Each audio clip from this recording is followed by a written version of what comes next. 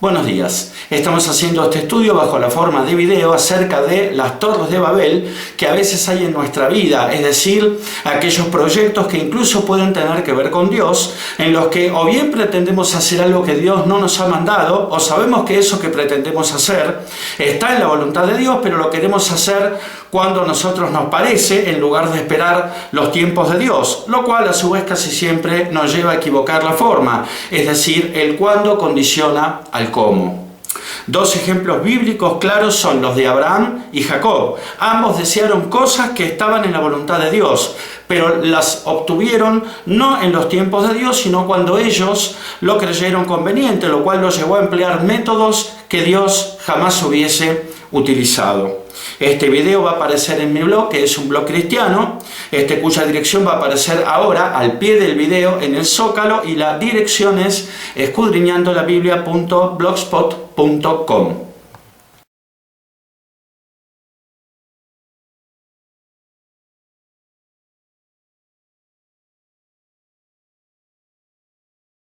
En Génesis 10, la Biblia habla de la descendencia de los hijos de Noé, que como bien sabemos fueron tres: Sem, Cam y Jafet. En Génesis, puntualmente Génesis 10.1, podemos leer: estas son las generaciones de los hijos de Noé, Sem, Cam y Jafet, a quienes nacieron hijos después del diluvio.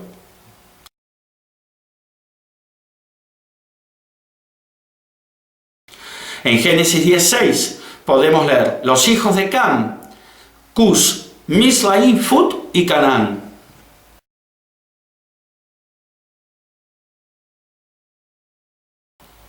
Y en Génesis 10:8 al 9 podemos leer: y Cus engendró a Nimrod, quien llegó a ser el primer poderoso en la tierra. Este fue vigoroso cazador delante de Jehová, por lo cual se dice, así como Nimrod, vigoroso cazador delante de Jehová.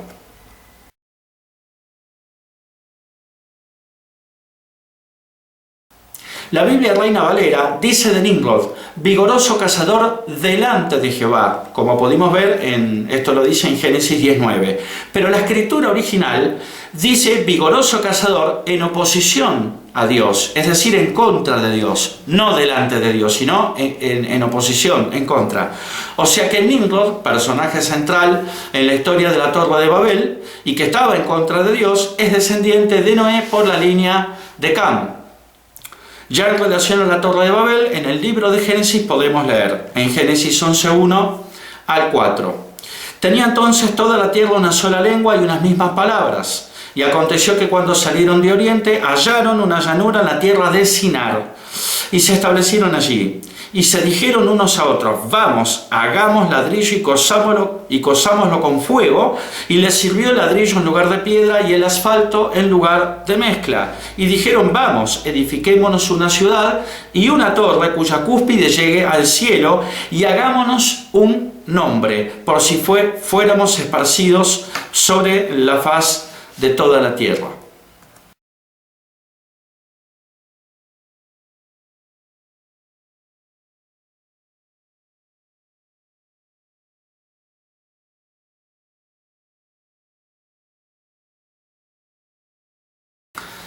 Es decir, Nimrod sedujo a la humanidad para que todos se juntaran en un único lugar con el fin de construir una torre que llegara al cielo.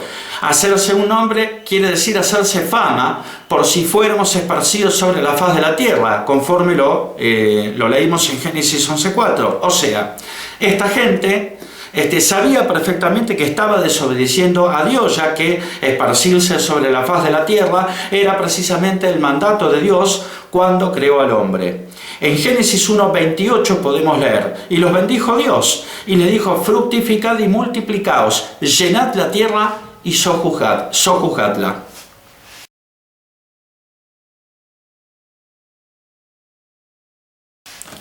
¿Qué hizo Dios ante esta actitud? En Génesis 11:5 al 7 podemos leer: y descendió Jehová para ver la ciudad y la torre que edificaban los hijos de los hombres. Y dijo Jehová: he aquí el pueblo es uno, y todos estos tienen un solo lenguaje, y han comenzado la obra, y nada les hará desistir ahora de lo que han pensado hacer. Ahora pues descendamos y confundamos allí su lengua, para que ninguno entienda el habla de su compañero.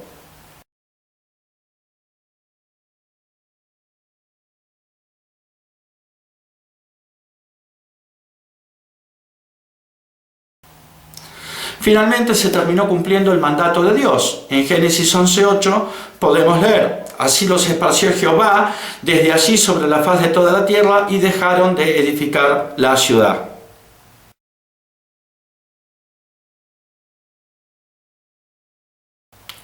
La palabra Babel significa confusión o Dios confunde. En Génesis 11:9 podemos leer: por esto fue llamado el nombre de ella Babel, porque allí confundió Jehová el lenguaje de toda la tierra, y desde allí los esparció sobre la faz de toda la tierra.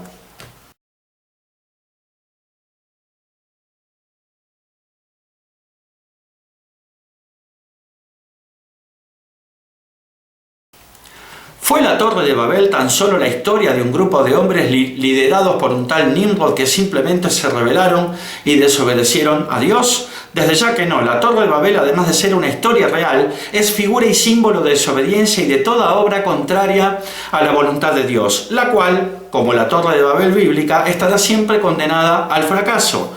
En general, una Torre de Babel es toda, en términos espirituales, es toda obra hecha por los hombres sin tener en cuenta la voluntad de Dios en cuanto al qué, es decir, al objeto, a la obra en sí misma, en cuanto al cómo, es decir, en cuanto a la forma, al modo, y en cuanto al cuándo, es decir, en cuanto al tiempo u oportunidad.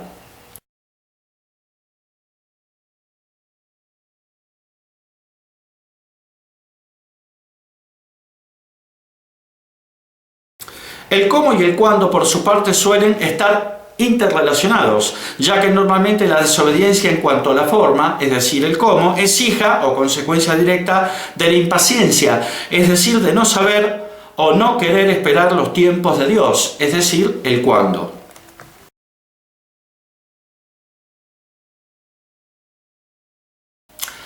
Aquí puede suceder que o desobedezcamos una instrucción directa de Dios o directamente hagamos algo que Dios no nos ha mandado.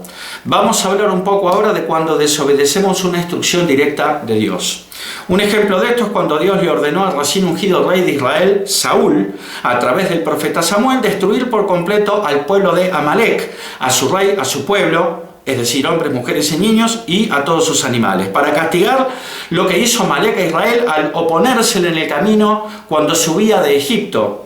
Esta historia está narrada, la podemos encontrar en el primer libro de Samuel, capítulo 15, versículos 2 al 3. Pero Saúl desobedeció las órdenes de Dios, y si bien mató al pueblo de Amalek, perdonó la vida a su rey y a lo mejor de sus animales. En 1 Samuel 15, 7 al 9 podemos leer: y Saúl derrotó a los amalecitas desde Ávila hasta llegar a Shur, que está al oriente de Egipto, y tomó vivo a Agag, rey de Amalek, pero a todo el pueblo mató a filo de espada. Y Saúl y el pueblo perdonaron a Agag y a lo mejor de las ovejas y del ganado mayor, de los animales engordados, de los carneros y de todo lo bueno, y no lo quisieron destruir, mas todo lo que era vil y despreciable destruyeron.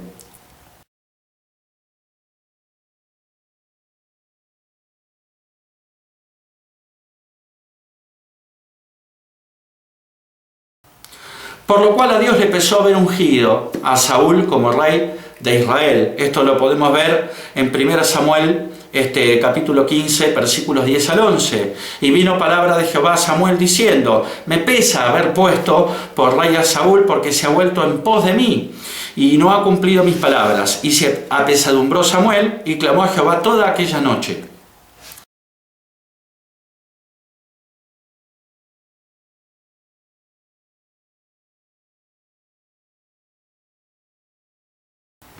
Saúl puso la excusa de no haber matado a los animales para sacrificarlos a Jehová, un sacrificio que Dios no había demandado.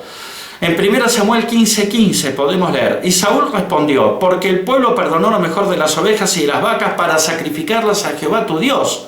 Le está hablando Saúl a Samuel: pero lo demás los destruimos, dice Saúl.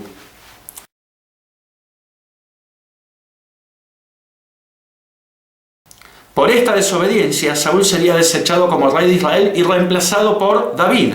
En 1 Samuel 15, 22 al 23 podemos leer: y Samuel dijo, contestándole obviamente a Saúl: ¿se complace Jehová tanto en los holocaustos y víctimas como en que se obedezca a las palabras de Jehová? Ciertamente el obedecer es mejor que los sacrificios, y el prestar atención mejor que la grosura de los carneros.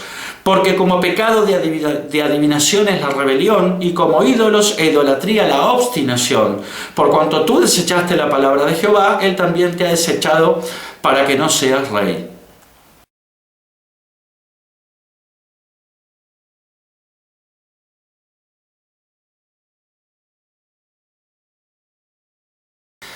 La palabra de Dios es clara. Obedecer y prestar atención a las instrucciones de Dios es mejor que cualquier sacrificio. Es decir, es mejor que orar, ayunar e incluso ofrendar. Saúl ejecutó las órdenes de Dios solo en forma parcial, pensando que algunas decisiones podían quedar libradas a su propio criterio. Por esto Saúl fue desechado como rey de Israel, reemplazado por David y su casa extinta. Otro caso es la desobediencia de Israel al conquistar la tierra prometida. La orden de Dios era destruir a todas las naciones enemigas, pero Israel desobedeció. En Josué 17:13 podemos leer: pero cuando los hijos de Israel fueron lo suficientemente fuertes, hicieron tributario al cananeo, mas no lo arrojaron.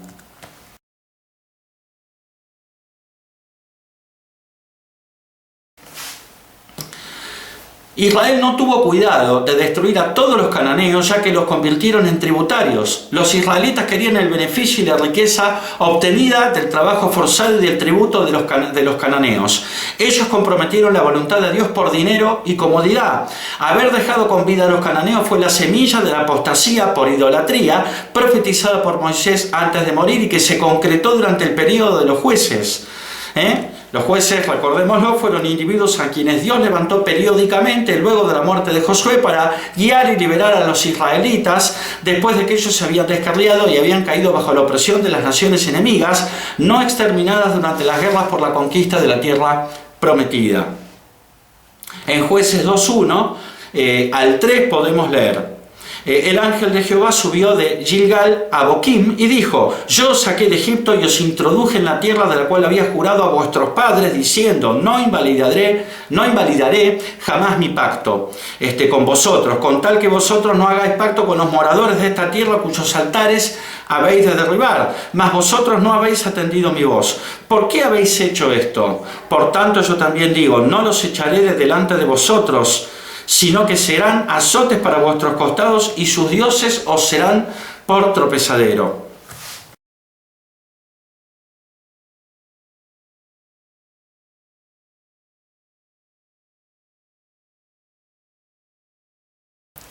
Fue cuando Dios decidió dejar a las naciones no exterminadas para probar a Israel. Esto lo podemos ver en Jueces 3:1 al 3, donde podemos leer: estas pues son las naciones que dejó Jehová para probar con ellas a Israel, a todos aquellos que no habían conocido todas las guerras de Canaán, solamente para que el linaje de los hijos de Israel conociese la guerra, para que la enseñasen a los que antes no la habían conocido, los 5 príncipes de los filisteos, todos los cananeos, los sidonios y los heveos que habitaban en el monte Líbano, desde el monte de Baal Hermón hasta llegar a Hamat.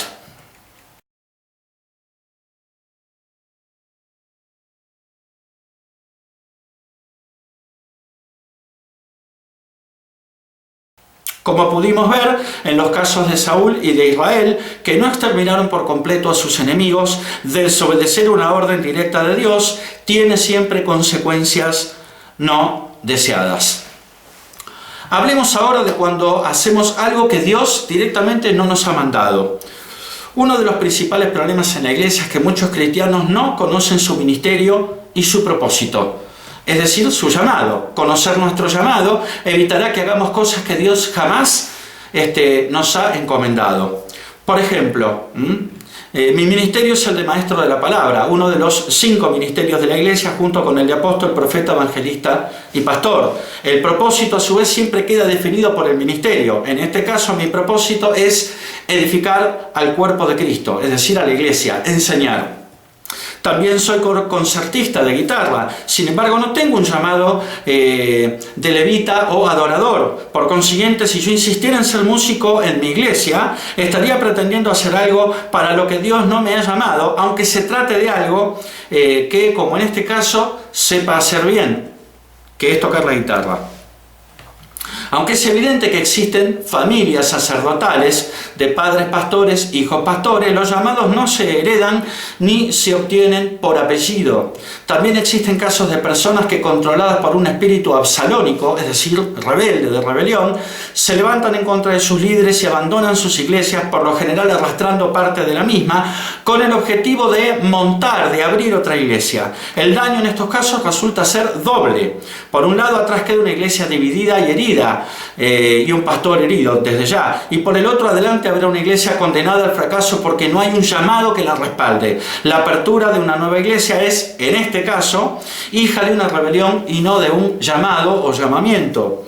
Lo mismo ocurre cuando se decide abrir una obra por un simple deseo personal, sin que medie una rebelión, donde tampoco exista un llamado de Dios. Hacer una obra sin el consentimiento y sin el llamado de Dios, incluso si esa obra tiene toda la apariencia de ser una obra para Dios, transforma esa obra en una torre de Babel y a sus hacedores en rebeldes.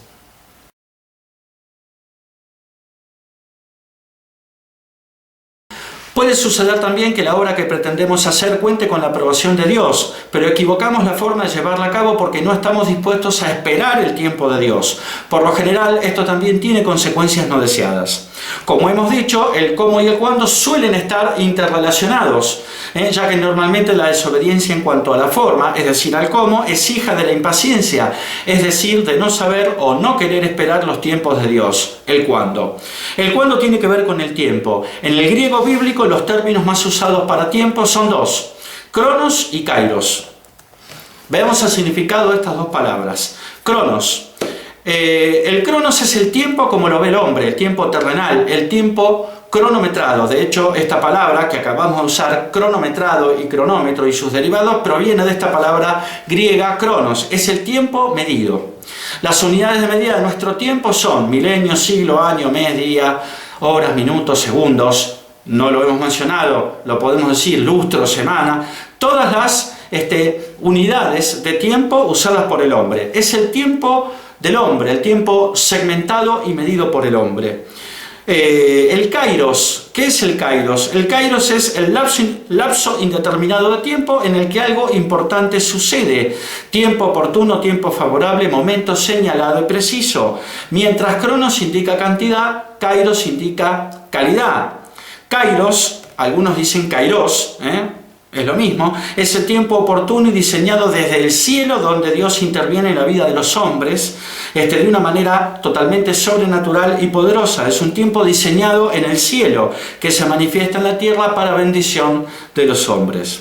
Son las temporadas de Dios de las cuales habla Salomón. En Eclesiastés 3, 1 al 8 podemos leer: todo tiene su tiempo, escribe el rey Salomón, y todo lo que se quiere debajo del cielo tiene su hora: tiempo de nacer y tiempo de morir, tiempo de plantar y tiempo de arrancar lo plantado, tiempo de matar y tiempo de curar, tiempo de destruir y tiempo de edificar, tiempo de llorar y tiempo de reír, tiempo de endechar y tiempo de bailar, tiempo de esparcir piedras y tiempo de juntar piedras, tiempo de abrazar y tiempo de abstenerse de abrazar, tiempo de buscar y tiempo de perder, tiempo de guardar y tiempo de desechar, tiempo de romper y tiempo de coser, tiempo de callar y tiempo de hablar, tiempo de amar y tiempo de aborrecer, tiempo de guerra y tiempo de paz.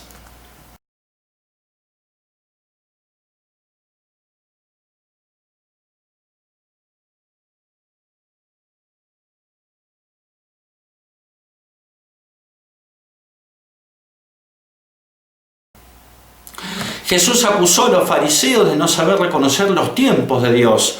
En Lucas 12:56 podemos leer: hipócritas, le dice Jesús a los fariseos, sabéis distinguir el aspecto del cielo y de la tierra, ¿y cómo no distinguís este tiempo?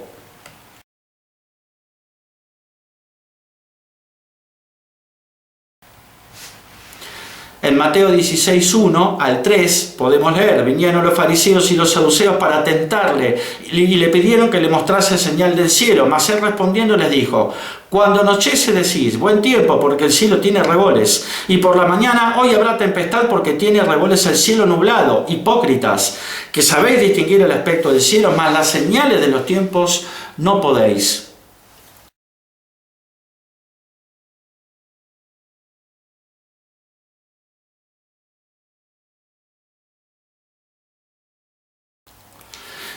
En el tiempo cronos de los hombres podemos concluir a veces que Dios está tardando con cierta respuesta o milagro, pero Dios sabe qué, cuándo y cómo lo hará. La hermana de Lázaro dijo a Jesús en Juan 11:21, y Marta dijo a Jesús: Señor, si hubieses estado aquí mi hermano no habría muerto.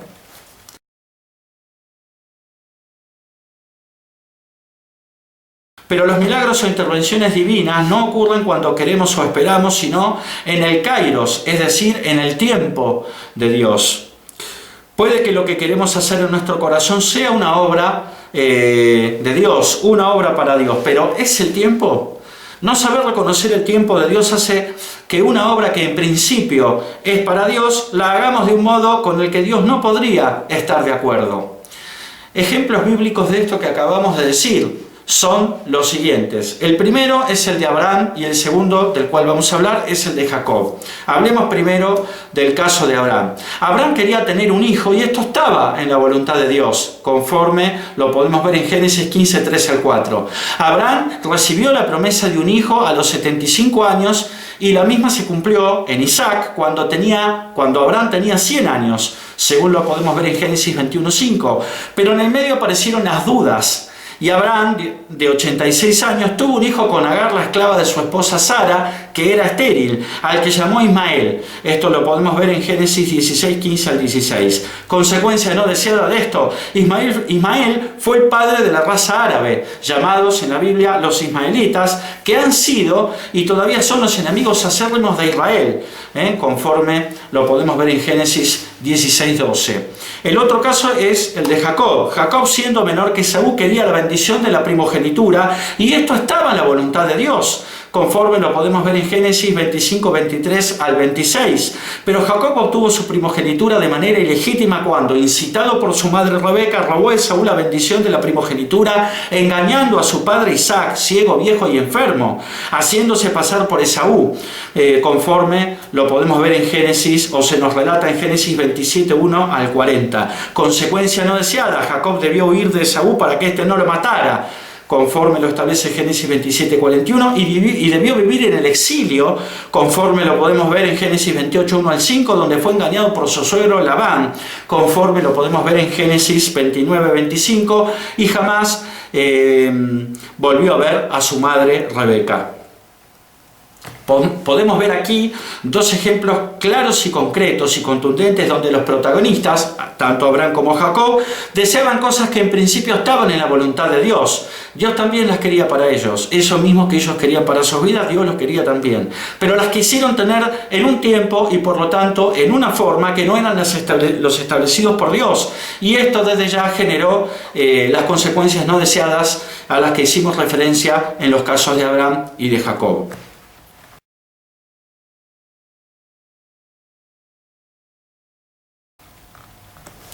Una verdadera obra de Dios no solo es hacer lo que Dios nos ha mandado, sino hacerlo en el tiempo y por lo tanto en la forma establecidos por Dios. Todo lo demás es voluntarismo y egoísmo disfrazado de servicio a Dios. A veces cuando pretendemos en forma obstinada hacer algo para Dios y solo cosechamos una frustración tras otra, deberíamos preguntarnos, en lugar de echarle la culpa a Satanás, si no nos está ocurriendo lo mismo que a Nimrod y su gente. Lo recordamos en Génesis 11, 6 al 7, donde podemos leer: y dijo Jehová, he aquí el pueblo es uno y todos estos tienen un solo lenguaje y han comenzado la obra y nada les hará desistir ahora de lo que han pensado hacer. Que no nos esté ocurriendo esto. Ahora pues descendamos y confundamos allí su lengua, para que ninguno entienda el habla de su compañero.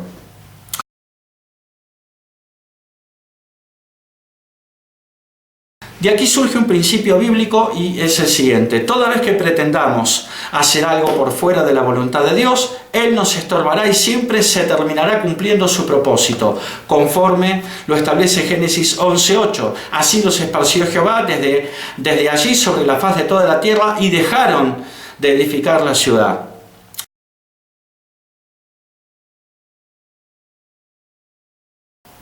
Debiéramos entonces replantearnos no solo si lo que pretendemos hacer está en la voluntad de Dios, sino si es el tiempo oportuno para hacerlo. ¿Será lo que Dios nos pidió? Y si es lo que Dios nos pidió, ¿debemos hacerlo ahora o en el futuro? Es decir, ¿debemos hacerlo ya o debemos esperar? Dios está esperando que lo consultemos, y no solo cuando queremos hacer una obra para el reino, sino también en nuestro diario vivir, al cambiar de empleo, al cambiar de casa, al tomar un crédito, al cambiar de iglesia. Jesucristo desde ya es nuestro Salvador, pero te hago una pregunta y me hago una pregunta: ¿es también nuestro Señor? Muchas veces queremos que Dios nos envíe a las naciones, pero no somos capaces de cumplir con pequeños mandatos del Señor. Haz ese llamado, ve a ver a tal persona y soluciona los problemas que tienes con ella, haz esa ofrenda. Y aquí se cumple otro principio espiritual, que es el establecido en Mateo 25:23. Su Señor le dijo: bien, buen siervo y fiel, sobre poco has sido fiel, sobre mucho te pondré, entra en el gozo de tu Señor.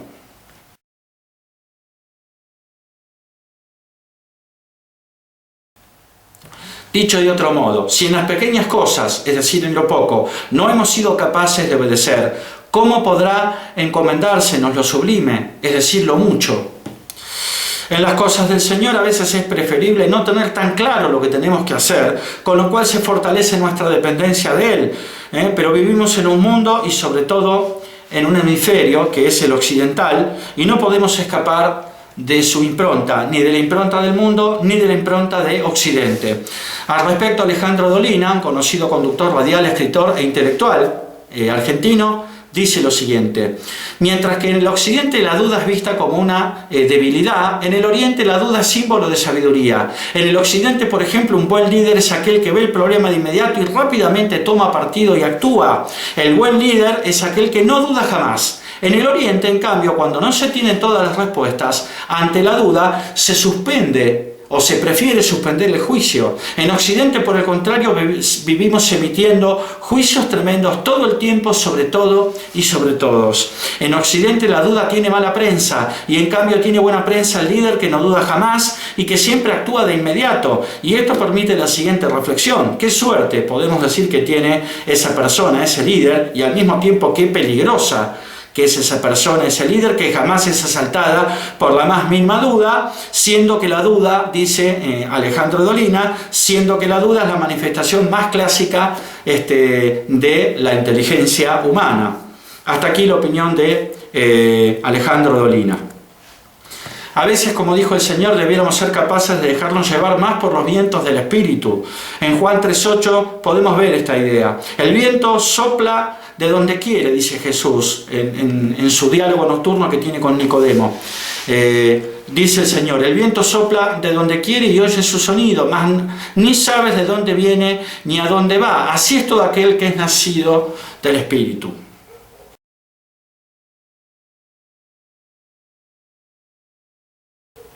En el libro de Jeremías podemos leer, en Jeremías 18:1 al 6, lo siguiente: palabra de Jehová que vino a Jeremías diciendo: levántate y ve a casa del alfarero, y allí te haré oír mis palabras. Y descendí a casa del alfarero, y he aquí que él trabajaba sobre la rueda, y la vasija de barro que él hacía se echó a perder en su mano, y volvió y la hizo otra vasija, según le pareció mejor hacerla. Entonces vino a mí palabra de Jehová diciendo: ¿no podré yo hacer de vosotros como este alfarero, oh casa de Israel?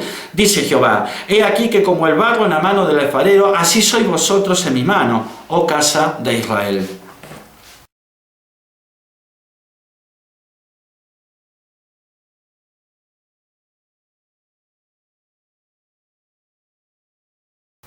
Cuando tenemos dudas, somos un barro húmedo y blando en las manos del Señor, que es el alfarero. En cambio, cuando tenemos todo demasiado claro, somos un barro seco y duro que el Señor tiene literalmente que romper, aunque la mano del Señor nos hiere lo menos que le es posible para volver a moldearnos. Derribemos entonces todas las torres de Babel que hay en nuestra vida, es decir, toda obra que no tenga en cuenta la voluntad de Dios, y busquemos hacer su voluntad, como escribe Pablo en Romanos 12:2. Pablo, el apóstol, nos dice: no os conforméis a este siglo, sino transformaos por medio de la renovación de vuestro entendimiento, para que comprobéis cuál sea la voluntad de Dios, agradable y perfecta.